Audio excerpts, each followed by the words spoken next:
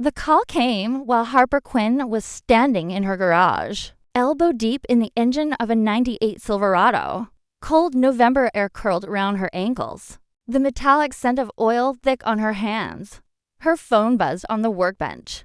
She wiped her fingers on a rag and answered, expecting a reminder about the side dish she promised to bring. Instead, her mother's voice slid through the speaker, sugar-coated and cruel in a way only she could manage. "Harper, sweetheart," she began. "Your sister wants her boyfriend to have a perfect first impression, and well, having you at Thanksgiving might make things complicated."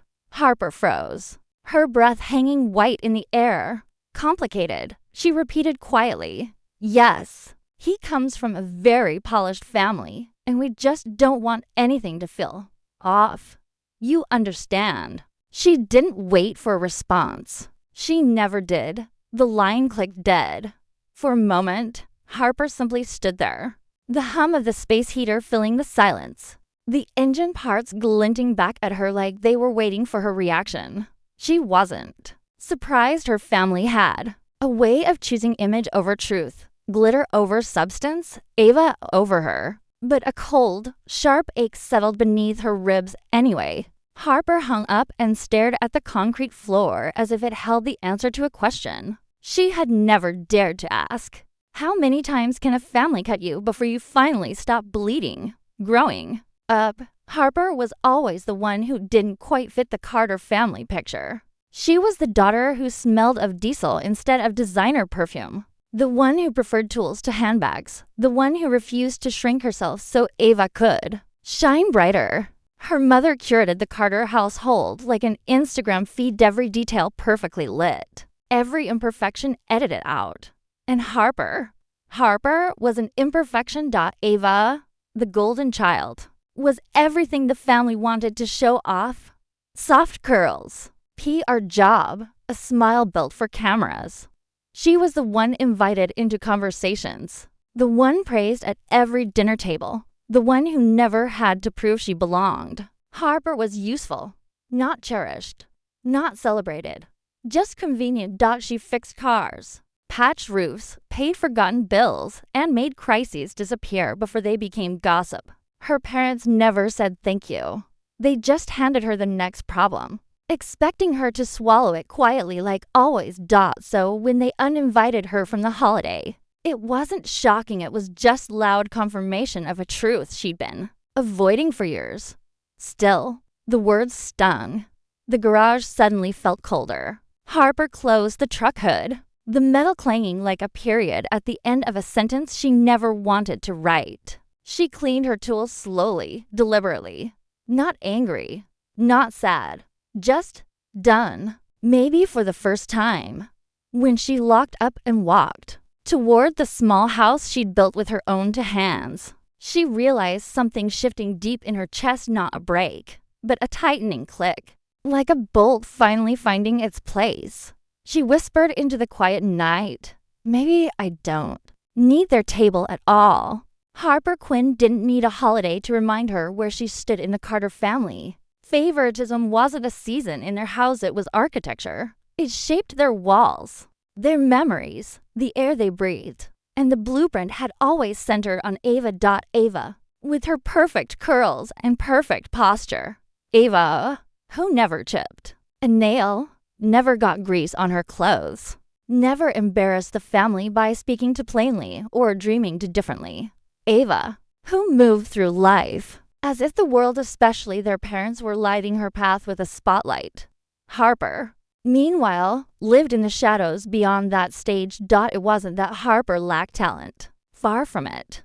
By 16, she could rebuild a carburetor blindfolded, diagnose engine problems by sound alone, and had a natural intuition for machines that seasoned mechanics envied. But in the Carter household, skill didn't matter unless it could be displayed. And Harper was never display material.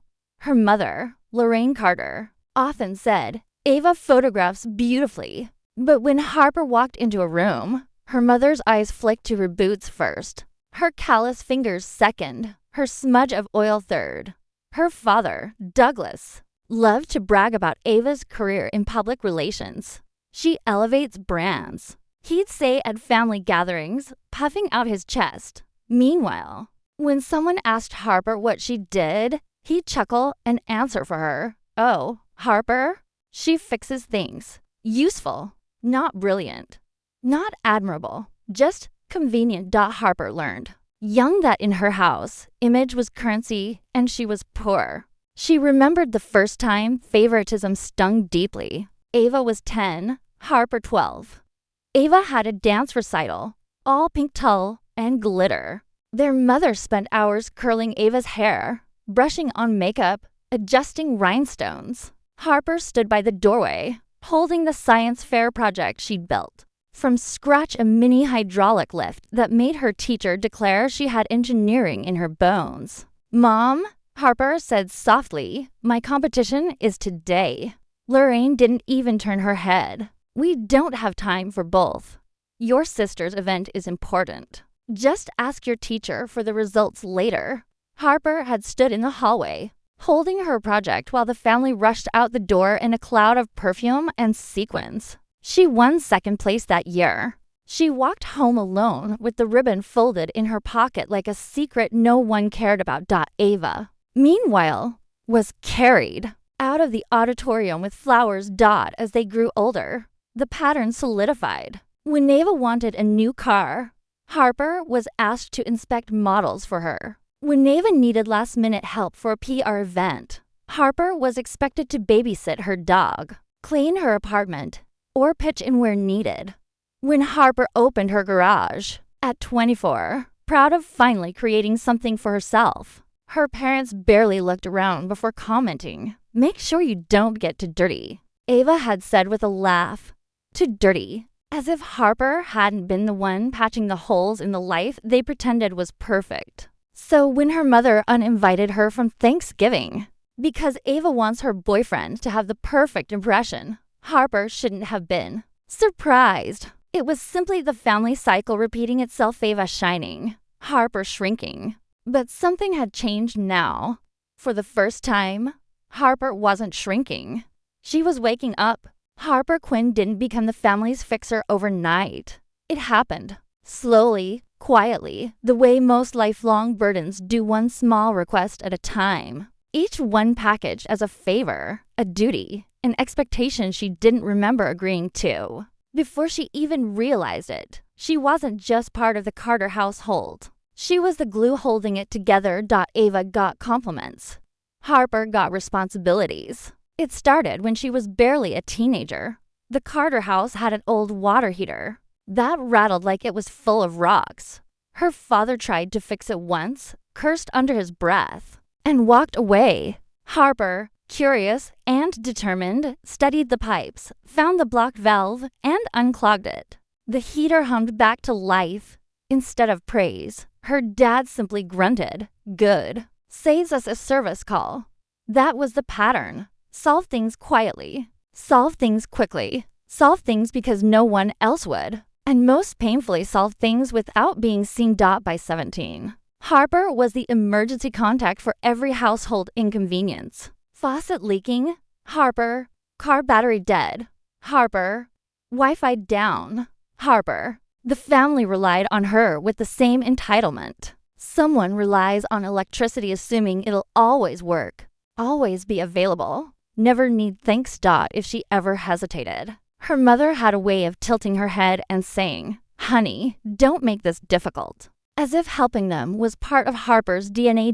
Ava, meanwhile, lived in a world wrapped in soft blankets and smooth edges. When her car got a tiny dent because she misjudged a parking space, she called Harper at midnight, crying hysterically as though she'd totaled the vehicle. Harper drove across town half asleep, tools in hand. Ava didn't even offer her a bottle of water. The next morning, Ava proudly told her friends, "My sister fixed it. She's good with, rough work." Rough work. That was how Ava described Harper's entire life. Money was another invisible chain. Her parents had a habit of forgetting bills, especially ones they didn't want to think about: insurance, repairs, HOA fees. Notices would pile up on the counter until Harper quietly paid them, just to stop the arguments. Every time she transferred money, she told herself it was temporary, that they'd pay her back. They never did. Not out of malice, out of entitlement. They genuinely believed that because Harper was good with practical things, she should handle practical burdens too. Ava once joked, "You're basically the family safety net." And everyone laughed. But Harper didn't laugh. Because safety nets are things people fall on without asking. Her garage became the only place she wasn't used, the only environment that made sense. Engines didn't guilt trip her. Tools didn't expect emotional labor. Machines didn't compare. Her to Ava didn't ask why she wasn't more feminine, more polished, more presentable. Inside those four walls, she wasn't the family disappointment. She wasn't the background character. She wasn't the fixer whose value existed only in labor. She was simply Harper.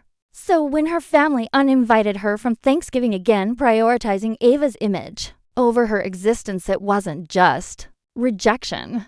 It was the culmination of years of giving without receiving, repairing without being noticed, carrying burdens that weren't hers to begin with. For the first time, as she locked the garage door and walked into the quiet night, she felt the weight differently, not as responsibility, but as chains. Chains she was finally ready to break. And she had no idea that the next morning, those very people she'd supported her whole life would show up on her porch furious, demanding, and absolutely unprepared for the moment. Everything would shift. The pounding on Harper Quinn's front door was so violent it rattled the frame and jolted her awake. It was barely 8 a.m. She was still in pajamas, hair loose around her shoulders, when she cracked the door open and found her entire family standing on her porch, shivering with cold and simmering with fury. Her mother's cheeks were flushed, not from the winter wind, but from indignation. Her father's jaw twitched like he was holding back a lecture. Ava stood with her arms crossed, wrapped in a coat so pristine it looked allergic to real weather. And beside her was Logan, the boyfriend she'd been uninvited to protect. Harper blinked. "What are you doing here?" Her mother didn't bother with a greeting. "Why did you tell people you weren't invited to Thanksgiving?" Lorraine snapped, stepping forward like she owned the property beneath her heels. Harper frowned. "I didn't tell anyone." "You must have," her mother insisted. "Your grandmother called us, asking what happened." "We were humiliated." "Harper, do you have any idea what you've put us through?" Humiliated. The same word she'd used about Harper, ruining Ava's perfect impression. Harper opened her mouth to respond, but her father cut in sharply. "You always twist things," Douglas said, "always making us look like the bad guys. You know how stressful this time of year is for your mother, but you had to go and create drama." Drama. All she'd done was hang up the phone. Ava stepped forward then, eyes scanning Harper from head to toe with an expression of pure annoyance.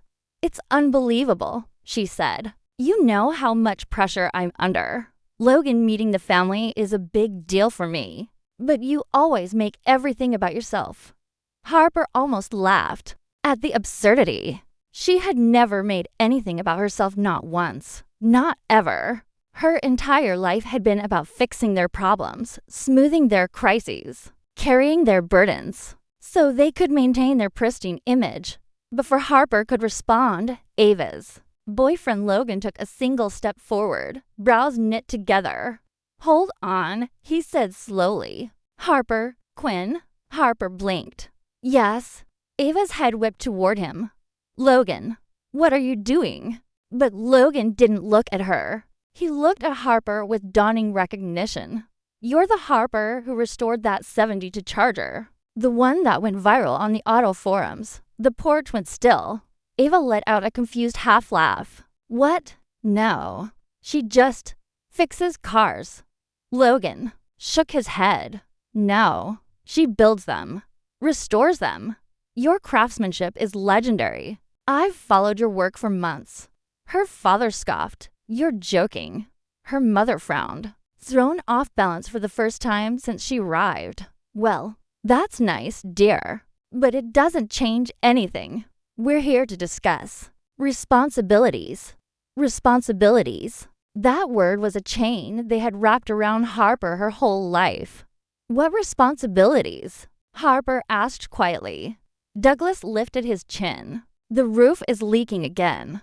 We need you to come look at it today. Ava jumped in immediately. And I need money for decorations for a holiday event tonight. You know how important this is for my work, Harper. Can you transfer it by this afternoon?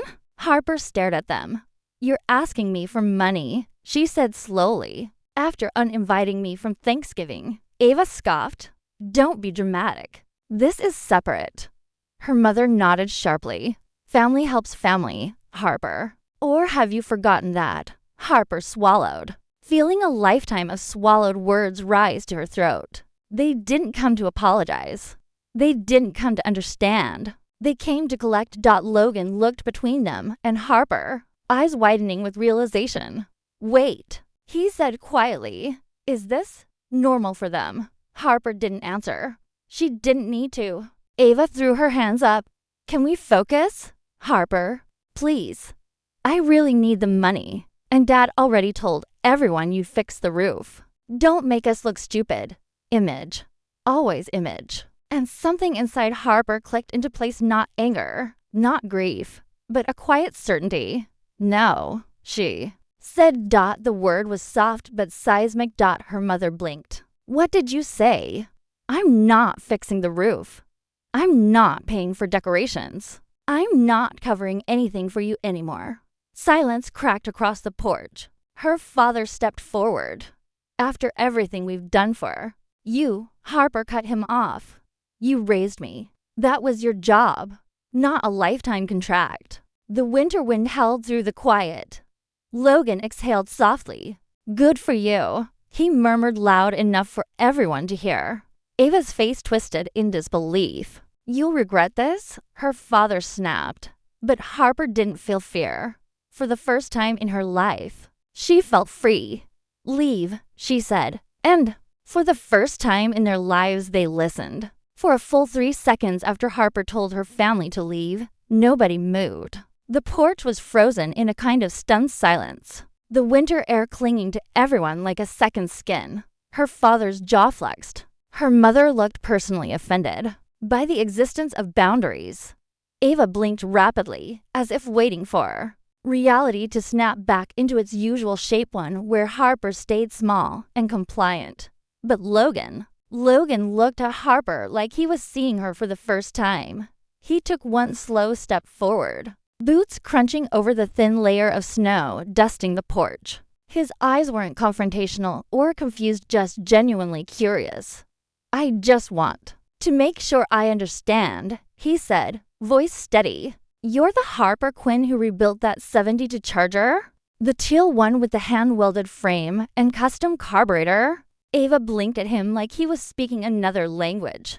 Logan, seriously, we're in the middle of something. He ignored her. That car was a masterpiece, he continued, eyes locked onto Harper with something dangerously close to admiration. I read every update on your build thread. They said only 5 people in the state could have pulled off that restoration. But the weld lines, the engine balance, the precision, that wasn't just skill, that was artistry. Harper's breath caught. No one, not her family, not teachers, not even customers, had ever spoken about her work like that. Not with recognition, not with respect, and definitely not with awe. Ava stepped between them, throwing up a hand. Logan, enough. She fixes cars, that's it. Logan shook his head slowly. No, she creates machines people fall in love with. Her father scoffed. So she did a good job fixing up a car. She still embarrassed the family. By what? Logan shot back. By existing? By having a job that doesn't fit the aesthetic you want to show the world? Ava's irritation sharpened into panic. Logan, stop taking her side. I'm not taking sides, he corrected. I'm acknowledging reality.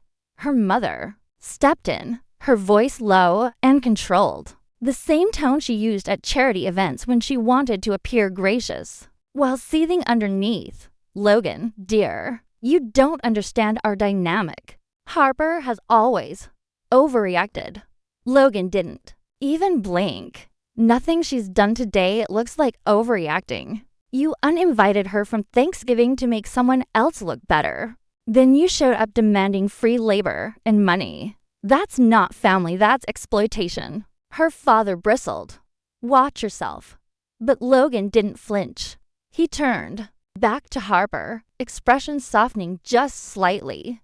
"You deserved better than that," he said quietly. Harper started to speak, but Ava grabbed Logan's sleeve sharply.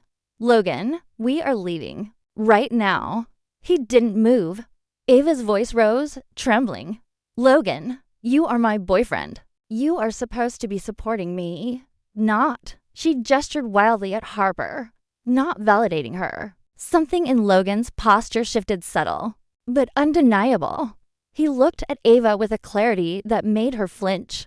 "When we started dating," he said, "I thought your confidence came from kindness, not cruelty. But every time Harper speaks, you talk over her.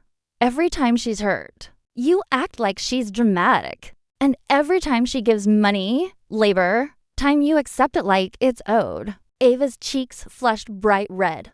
"Are you calling me selfish?" He hesitated, but only for a second. "Yes." A small gasp slipped from Harper's mother. Douglas muttered a sharp curse under his breath. Ava's hands curled into fists. "So what then? You're impressed by her? You think she's what, some kind of hero?" "No," Logan said calmly. "I think she's talented and undervalued, and the only person on this porch who isn't afraid to be honest." The words landed like a tremor. Even the wind seemed to pause. Harper swallowed hard, stunned. Not because Logan praised her work, but because anyone had finally said out loud what she'd felt her entire life. Ava's eyes filled with tears, not sadness, but rage. "You're unbelievable," Ava hissed. "If you walk away from me right now, it's over." Logan didn't blink. "I'm not walking away from you," he said. "I'm stepping back from a situation that's toxic. And maybe," he glanced at Harper again, "maybe I'm stepping towards something healthier." Her mother exploded. "Enough. Logan, you are causing a scene." He tilted his head. "No, Lorraine. I think the scene was caused the moment you told Harper she wasn't good enough to sit at your table." Ava's scream fractured the silence. "Get out. All of you. This is insane." But Logan didn't move. He looked at Harper with a gentleness she wasn't sure how to accept. "You don't need to defend yourself," he said. "You've done nothing wrong." Harper exhaled slowly, realizing, for the first time in her life, that she wasn't standing alone. Her family saw it too, and they hated it. This wasn't just a confrontation anymore. It was the moment the carefully curated Carter family hierarchy finally cracked. And Harper Quinn stepped out of the shadows they built for her. The porch had gone still, so still Harper could hear the faint ticking of the wind chimes hanging from the gutter. Her family stood in a cluster of polished coats, perfect hair, perfect indignation. Logan stood on her side of the invisible line that had divided the Carters for decades. And Harper? She finally felt the ground under her feet solid, steady. Hers. Her mother took a step forward, chin lifted like a seasoned judge delivering a verdict. "Harper, enough of this drama. Just apologize so we can sort out the plans for Thanksgiving and move on." Harper's eyebrows lifted. "Apologize? For what exactly? For making us look negligent?" Her mother snapped. "Your grandmother called confused, and we were humiliated. You could have simply said nothing." "I did say nothing." Harper's voice was calm, controlled. "You're angry because people found out the truth without me saying a word." Ava scoffed dramatically, flipping her hair as if cameras were recording. "This is ridiculous. You're blowing things out of proportion again. You know how important this holiday is to me." Logan meeting the family was supposed to be perfect. Harper stared at her sister, realizing that Ava wasn't upset because she cared about family unity. She was upset because Harper's existence threatened the flawless image she curated like a brand. Well, Harper said softly, maybe perfection was never my job to maintain. Her father stepped forward next, his jaw tight.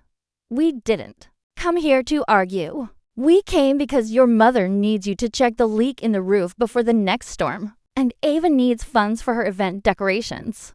She's representing the whole family. It reflects on all of us. There it was, the lifetime script.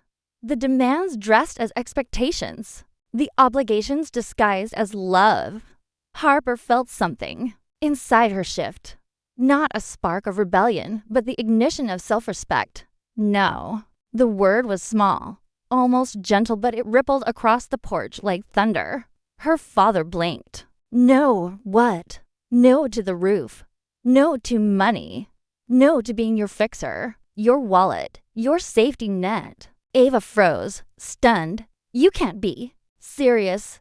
I am, Harper said. For the first time in my life. Her mother's face twisted. After everything we've done for you, parenting isn't a debt I'm obligated to repay forever. Harper answered, you don't get to use the past as leverage over my whole life. Ava's voice cracked with outrage. You're abandoning us. No, Harper said. I'm choosing myself. The porch fell silent. Even the winter wind seemed to hold its breath. Logan looked at Harper with something like pride. Good, he murmured. You deserve to choose yourself. Her mother sputtered. You're being ungrateful, difficult, dramatic. Harper raised a hand, and for the first time in her life, they stopped talking. This isn't drama, she said quietly. This is a boundary. Her father shook his head and muttered, you'll regret this. Harper felt a surprising warmth bloom in her chest. No, she said. I regret not doing it sooner. The door behind her felt warm when she touched it. The threshold of a life she was finally ready to protect. Please leave, Harper said softly. All of you. And this time, they listened. They stepped back confused, offended, shaken because the daughter they built their hierarchy on had just walked off their stage. And she wasn't coming back. Snow had been falling since Donna. Soft, drifting curtain that muted the world outside Harper's garage. Inside, however, everything was warm and alive. The space glowed under strings of warm lights she'd hung between rafters. Tables were lined with mismatched plates, foil trays of food donated by neighbors, and cookies baked by the teens from the shelter she mentored. This was Harper's kind of holiday. No posturing, no rules. Just people who didn't care whether she was presentable or on brand. Just real humans showing up for each other. Mr. Bennett was telling a story about Christmas mail routes, and little Lily was running laps with a gingerbread cookie shaped like a crooked snowman. Someone adjusted the heater. Someone laughed. Someone hugged her from behind in passing. For the first time in years, Harper felt full. Then the garage door rattled. Hard. Every conversation stopped. The heater hummed louder in the sudden silence. Harper's gut tightened as the metal panels shuddered again under the force of pounding fists. Before she could reach the door, it rolled upward, slamming against its track, and winter stormed inside along with three voices she wished she'd never hear again that night. Her mother, her father, Ava. Their faces were red, part cold, mostly rage. Her mother stepped in first, pointing at Harper like she'd just caught her stealing silverware. You humiliated us. The room fell silent behind Harper. Even Lily stopped mid-dash, giggled. Her father jabbed a finger toward her. Your grandmother called. She asked why you weren't at Thanksgiving. You made us look like monsters. Harper took a slow breath. I didn't tell her anything. Don't lie. Her mother snapped. How else would she know? Maybe, Harper said quietly, because you uninvited me. A hush rippled across the room. Ava shoved forward next. Mascara streaks ran down her cheeks. There was nothing polished about her now. Logan left. She shrieked. He walked out on Christmas Eve. He said he needed to get away from my family and from Me. Harper blinked. I'm sorry he left, but that has nothing to do with me. Ava's eyes flared with something unhinged. This is your fault. You and your stupid garage and your stupid pity party attitude. You poisoned him before Harper could speak. A voice came from behind her family. Actually, Logan said, stepping into the doorway dusted with snow. I left because your behavior is unbearable. A collective gasp rippled through the garage. Ava spun. Why are you even here? Because I was invited, Logan said simply. Her father barked. This is a private family matter. Logan's eyes flicked to Harper. Funny, you didn't treat her like family yesterday. Her mother scoffed. You don't understand how we operate. No, Logan said softly. I understand perfectly. You don't care about Harper unless you need something. Ava spun back to Harper. Tell him he's wrong. Tell him you've always helped us. Harper shook her head. I did help. For years. But that doesn't mean I owe you forever. Gasps behind her. A choke of outrage in front of her. You're unbelievable. Her mother hissed. We raised you. And I'm grateful, Harper replied. But that doesn't give you the right to control me, or use me, or shame me for existing differently. Ava's voice went shrill.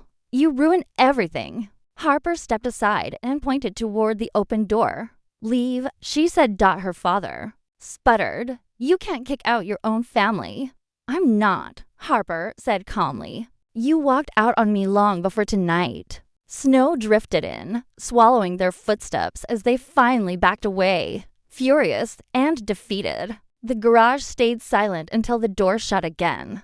Then someone exhaled. Someone clapped her shoulder. Someone whispered, good for you. Harper didn't cry, didn't shake, didn't doubt. She had protected her peace, and the room around her felt sacred because of it. Outside, the storm raged on. Inside, Harper finally felt warm. For a long moment after the garage door shut behind her family, Harper didn't move. Her breath fogged in the cold air that had seeped inside. But her chest felt strangely warm, like something heavy had finally been set down. After years of carrying it, behind her, no one spoke. No judgment, no pity, just quiet support, like everyone was giving her the space to absorb the moment. Harper finally turned around. Bennett offered a soft nod from where he stood near the heater. Tasha held little Lily close, whispering something, gentle in the child's ear. Logan was still near the entrance, shaking snow from his coat. But his eyes were on Harper. Steady and worried in a way no one in her family had ever looked at her.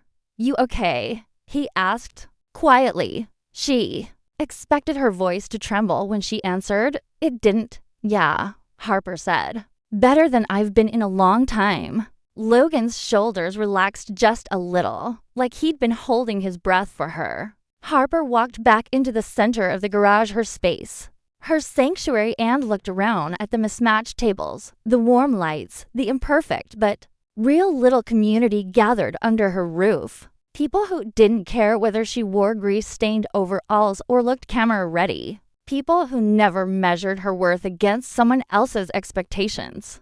Her people. She took a deep breath, grounding herself in the thrum of the heater, the faint scent of cinnamon cocoa, the soft buzz of conversation slowly returning. Then, she said, with a small, certain smile, let's get back to eating. Laughter bubbled up around her, relieved, warm, human. Plates clattered again. Someone turned on holiday music. Lily tugged at Harper's sleeve, handing her a crooked cookie shaped like a star. For you, the girl beamed. Harper accepted it like a gift carved out of the universe itself. Logan drifted to her side, hands in his pockets. You handled that better than most people would have. She shrugged lightly.